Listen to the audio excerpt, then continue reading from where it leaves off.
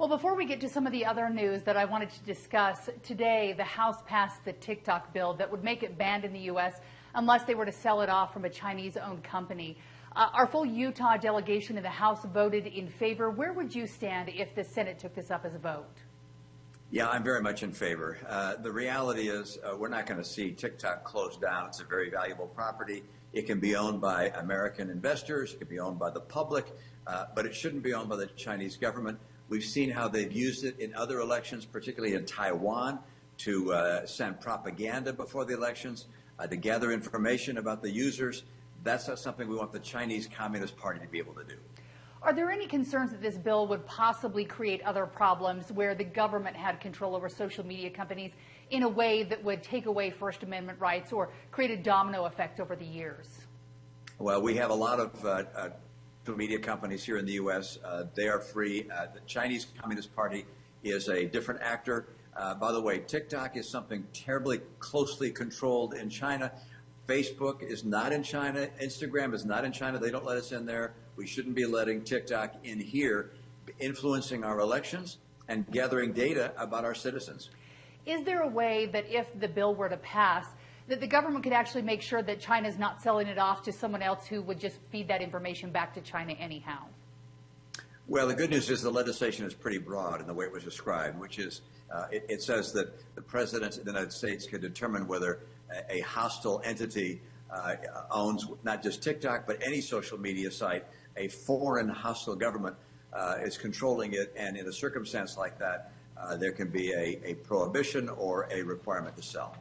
I want to get to Congress' most important job on the table right now, which is the budget. President Biden has come out with his proposed budget, which in a lot of regards people say is a wish list. But that wish list includes things that a lot of Utahns are struggling, like the idea of funding to help them buy a house, or yesterday the vice president saying that you could have daycare for $10 a day. That all sounds pretty good to people.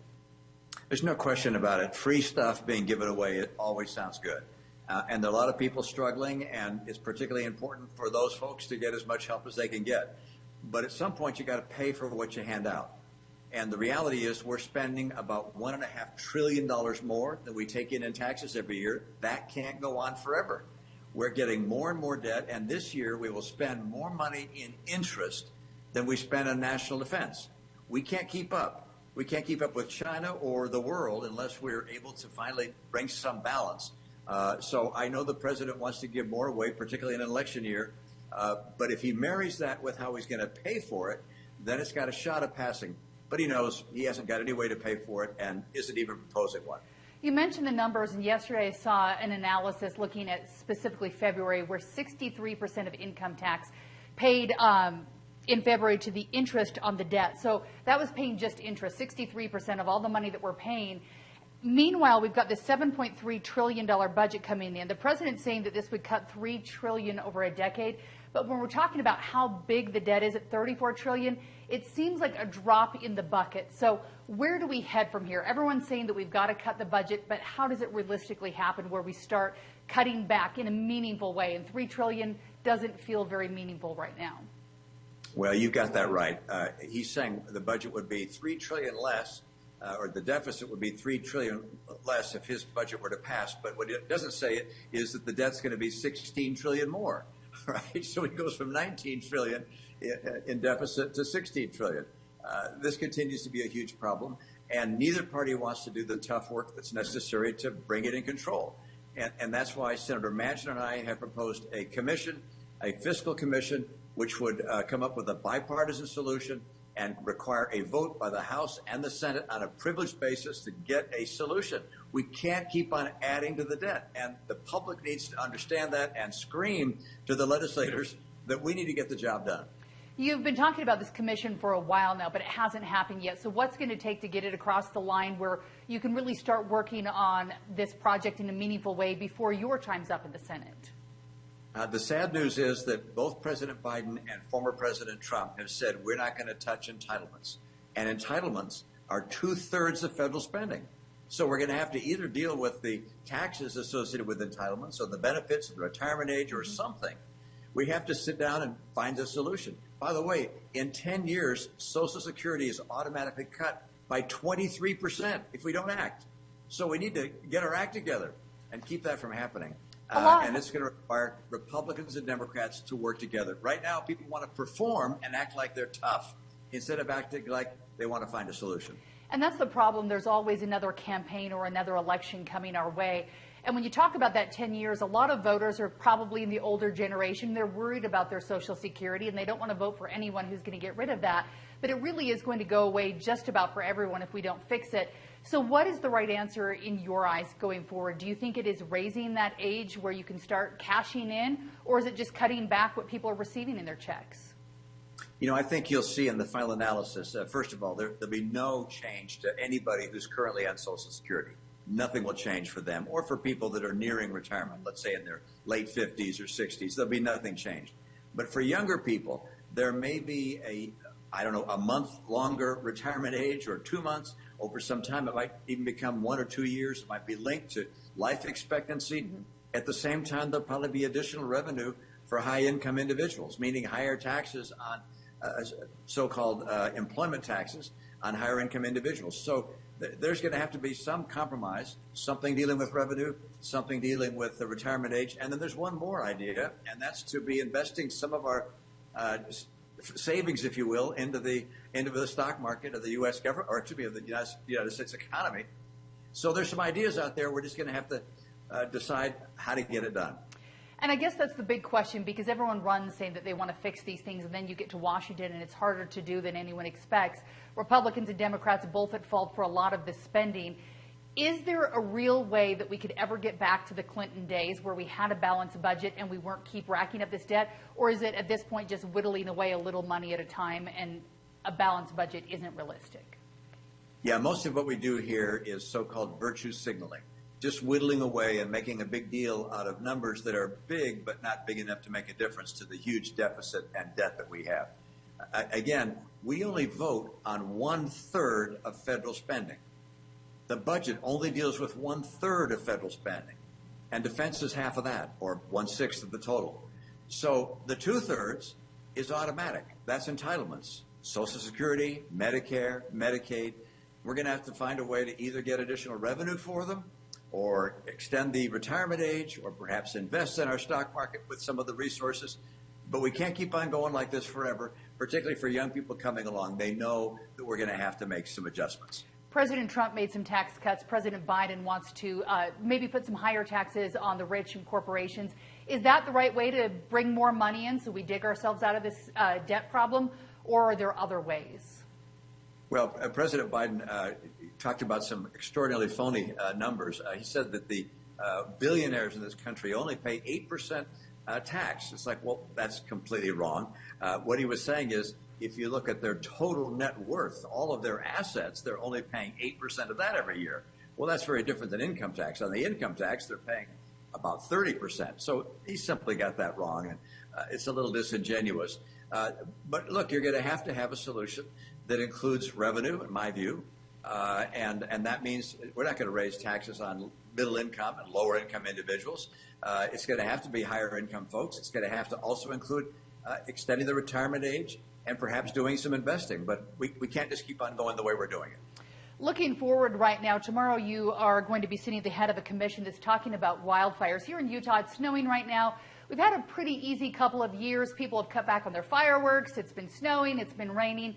So it's not top of mind, but wildfires are a growing problem in our country when you look at California or what happened in Hawaii. And what we've seen in the past years here in Utah, wildfires really are a risk to safety and so many other things in our country.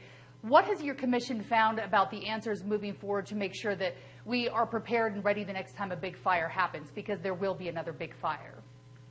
Well, the commission has come out with a report. We're going to have a hearing with the members of the commission tomorrow.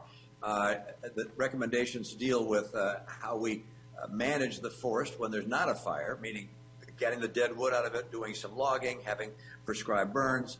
Then when there is a fire, having more aircraft that are able to scoop up water and help put out fires before they become conflagration, as well as remediation after fires. So the commission has dealt with all these things, and Senator Mark Kelly and I are putting together legislation to implement the recommendations of the commission.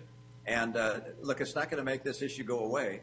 we hope to make things better. But, just in Utah, we get 800 to 1,000 wildfires a year. And you can't have aircraft ready for every single one of those. I mean, there's going to be occasionally a fire that envelops a home or a community. And so people are going to have to also be part of the solution in making sure we make our yards as safe as they possibly can be. Money seems to be the answer to a lot of problems. Is it a funding issue, or where's the real, catch in there where we're not prepared? Well, I don't think it's money, although we are going to require additional money to do what is recommended by the commission, and we will provide those resources. But there have always been wildfires, and there will be wildfires in the future. And the question is, how do we keep them from becoming massive and enveloping whole communities or towns, as we've seen in California in particular, with enormous loss of life? We saw California, Hawaii, more places. That's what we're looking at, which is how do you knock these down as quickly as you possibly can, identify them, keep them from growing out of control, and then recovering after they're over. We had a fire in Utah, central Utah, that really affected the wildlife and the water resources in our state many years after the fire was put out. Is that the Brian Head fire? Yes, that's right. Yeah, that one was devastating. One thing that we're hearing from fire crews on the ground here in Utah is they're having a problem with hiring, because oftentimes they're hurrying up as the fire season comes. They're trying to find people who happen to be available for 3 months to fight the fires, but they can't pay them a living wage to be employed throughout the entire year. So it's hard to find good people. Is there a way or ideas in the commission where people could be hired on a full annual basis? They could take part in those other things you were talking about, whether it was forest management, where they could be firefighters year-round instead of kind of a side gig for 3 months? I think the commission has some recommendations in that regard. I look forward to hearing them tomorrow. But clearly we're going to have to devote additional resources to what has become not just a every now and then event, but a every week event somewhere in the country. And we're going to have to be able to move people quickly to where the fires are. We have a lot of people in this country right now that are very busy, we have a very low unemployment rate, but we need to have additional personnel that are able to fight these forest fires and wildfires. Another big problem right now, and this isn't just a problem because there's a campaign and a presidential election happening, but the border is at a real crisis level right now, and there's different viewpoints on how to fix this. President Biden, on his first day in office, undid a lot of what President Trump did, and now there's talk that the Senate is not ready, or the House doesn't want to pass a border bill. Who's to blame here? How do we fix this? Does the president need to go in and make some executive orders till something can be passed, or does Congress need to step up and finally pass meaningful legislation? I think the American people have this right, which is the president really is to blame here. He took actions upon becoming president that made people think that they were going to be welcomed into the U.S., they could come into the country. There's been a flood of people ever since. And it's thousands upon thousands of people every single day. Our Border Patrol agents can't process them all. They get released into the country. It's become a real mess. I think the president now knows it, but it's a little late for him to correct it. And he says, well, I need the law to be changed. I don't know whether the courts are going to think he does or he doesn't, but the reality is he's responsible for the mess at the border. It's a danger to our country. We don't know who's coming in many cases. They're released into the country, whether it's gangs or terror groups. Those things are uncertain. So there will have to be change. It'll either be through his administration or the next administration, or there'll have to be law created by Congress. But we really can't wait for Congress. Congress is not willing to move on this front. It's going to take presidential action. There always seems to be, as we talk about a lot of issues in other election years, so where nothing happens. Do you think there's a possibility while you're still in the Senate that something can be passed and that Congress can get, if not everything done, at least us headed in the right direction? I don't think so. The reality is, I hate to tell you the truth, but that is, our nation is divided and the elected officials are divided. And overwhelmingly, the people who are thinking about keeping their job in Washington and want to get reelected, they're only worried about their primary. Because in almost every case, the general election is going to be won by the person in the red state by a Republican or blue state by a Democrat. So they're only worried about their primary, being primaried from the left or the right. And so they don't want to reach across the aisle and work with the opposition party. Saying you're going to find common ground with the other party is going to kill you in the primary. So people are not willing to work together. That's one of the great frustrations that we're seeing in Washington. We're just not willing to deal with the challenges we have, whether it's debt, whether it's China, whether it's the border. We're not getting the job done. And, well, people are going to be anxious to throw us out if we don't get the job done at some point. Yeah, and at some points the problem, when you look back to the days of Senator Hatch and Senator Kennedy, they sat down across the aisle and hashed out some tough deals that you don't see happening now. So how do we get back to that? Because I'm sure you went to the Senate thinking that you'd be able to do that, and probably have in some ways, but all the problems haven't been solved. Very few problems have been solved. So how do we move the needle in the right direction where some of these things can happen that are important to our country? Well, Washington reflects the attitude of the nation at large. And the nation is divided. People in one party demonize the people in the other party. Presidential candidates, as well as senatorial candidates and Congress people, demonize their opposition, and it creates a lot of anger and resentment. And it's very difficult in a setting like that for people to come together and find common ground. You're absolutely right. Orrin Hatch and Ted Kennedy could not have been two more different individuals on their policy front, but they're able to work together. And that's harder and harder to do in Washington. It's harder and harder, in part because of the division that exists in our country. We can spend some time talking about that, but this happened once before in our country. Well, actually, more than once before.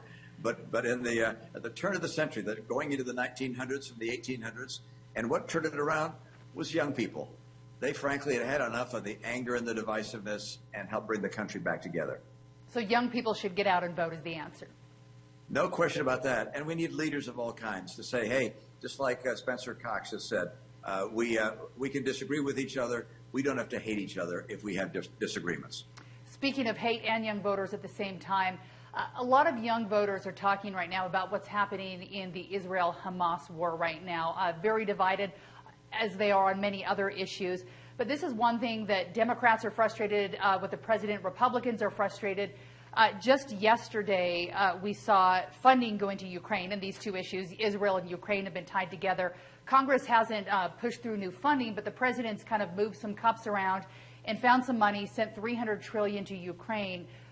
What is the answer in Congress right now to figuring out the funding for both the Israel-Hamas war area and also Ukraine? Because we're talking about getting in debt, and both of these things are going to put us deeper in debt. Yeah, I think the president found $300 million. I don't know whether million, yes, not trillion. Sorry about that. Yeah, and that's helpful, but doesn't begin to be what they need to defend themselves. Interestingly, we're a republic where people look to their elected officials to make decisions which they believe are in the best interest of the nation. And the great majority in the House and in the Senate believe that, in fact, supporting Ukraine is in America's interest. We'd like to see a vote on that basis. Just allow the vote to occur, and the funds will be able to provide Ukraine the ability to buy weapons from the U.S. to defend themselves. That's very much in our national interest and, of course, in Ukraine's. Likewise with Israel, they need to be able to root out the terror group that has attacked them brutally, will continue to attack them unless they root them out and defeat them. And this is one of the terrible perils of war. When Hamas launched a war against Israel, they knew that there would be huge, devastating civilian casualties. They knew that and launched it anyway. And Israel has a right and a responsibility to eliminate the threat from Hamas. Before I let you go, you have only a finite amount of months left while you're still serving in the Senate. You probably have some sway that others don't because you don't have an election coming up. What are your main goals where you think that maybe you can move the needle or make a change before you're done? Well, I'd like to see if we can't get this commission to address our spending and our taxing and finally get ourselves on a track to moderating the amount of debt we have. So I'm working together with a number of senators to try and make some progress on that front and to actually get a budget that works for the country. Number two, I want to help our families. And so I have a child tax credit program, but it doesn't cost more money. It's entirely paid for. So that's a second area of concern. Number three, I'd like to get the federal government out of our public lands, all right? And they are too intrusive. They are too prohibitive in allowing Utah to decide what to do with our own lands. That's something that's important to me. And I'll mention one more, and that is there are a number of Utah priorities that relate to our national defense. Hill Air Force Base and other Dugway Proving Grounds and others need to receive funding to make sure that we're not only helping Utah, but helping preserve the freedom that our national defense provides. If you can't get done what you'd like, even with just the Commission on Debt, do you see a way after you're out of office that you might still be able to have a voice or help on this issue, or once you're out, you're done? Well, I'm going to keep involved, but I don't think I have as much impact outside as I do inside. But, we'll keep on battling and doing my best to twist some arms and create additional awareness of some of the challenges that we face. Look, I mean, they're big challenges. AI is the biggest challenge we've faced since the atom bomb. The rise of China has got to be addressed. The amount of debt we have is a problem. The changing climate is a challenge. We need Washington to act, not just to perform, not just to grandstand, but actually to say, okay, we got to reach across the aisle because nothing becomes law unless Republicans and Democrats agree.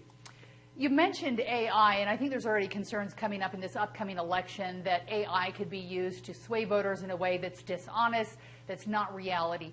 Is that a real concern that we need to be thinking about and act quickly, or is this something that really has to be methodical, thought out, debated, and look at the issue from a million different directions? Because I don't think we've even realized all the impacts it could have. No, I do agree with you. I think there should be immediate action to try and deal with deep fakes. Where people are going to think that either President Biden or former President Trump has said something or done something that's not true. That's something we should try and deal with immediately. I do think that the longer-term impact of AI is something we're going to have a department of the government looking at, having responsibility for everything from how its implications for national defense, to our financial system, to our infrastructure, to our resources in space, to our personal privacy. I mean, all these things are impacted by AI. Not today, but they will be over the next 2 or 3 years. And we need to be addressing them now because they are, in my view, this is more disruptive than even the development of the nuclear bomb. Senator, I know you're out of time. Thank you so much for joining us today. Thank you. All the best. Thank you.